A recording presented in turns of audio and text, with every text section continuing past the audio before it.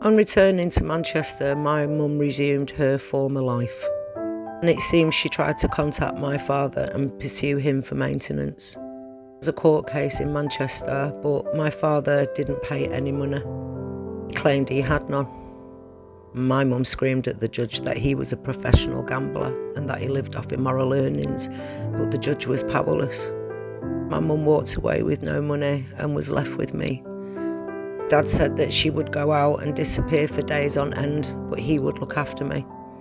And eventually getting involved with the Mormon church, she met a man.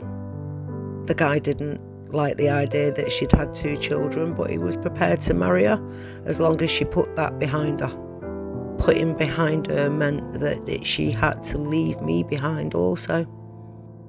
So on my first birthday, she went into the house where I was staying with my aunt and uncle and announced that she wanted them to adopt me. I had already adopted my half-sibling, my older one. Seems my aunt wasn't too hot on the idea, so she told her to ask my uncle when he got in from work. And my uncle, being the predominant caregiver when she wasn't around, instantly said yes. He made the decision to adopt me, and he told her it would be final. And so she left, and she never looked back. Life resumed, and I was adopted in July 1966. I have no recollection of these following memories, but over my life I've met people since who watched me grow up and knew that I was being abused. But the most prominent story that I can ever remember being told was about when I was going to a childminder when I was 2 years old.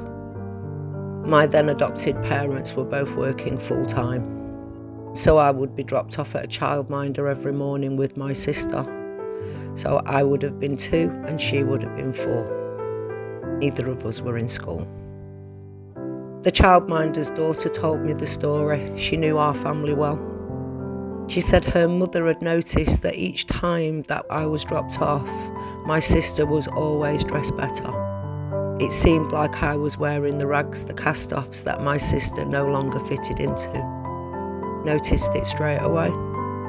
On childminding days, she would dress me in her child's clothes that was the same age as me. But then one day, her mother witnessed something that she found so horrific, she decided that she needed to tell her husband.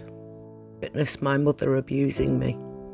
The husband was told. He went straight round to our house and confronted my father. Keep listening.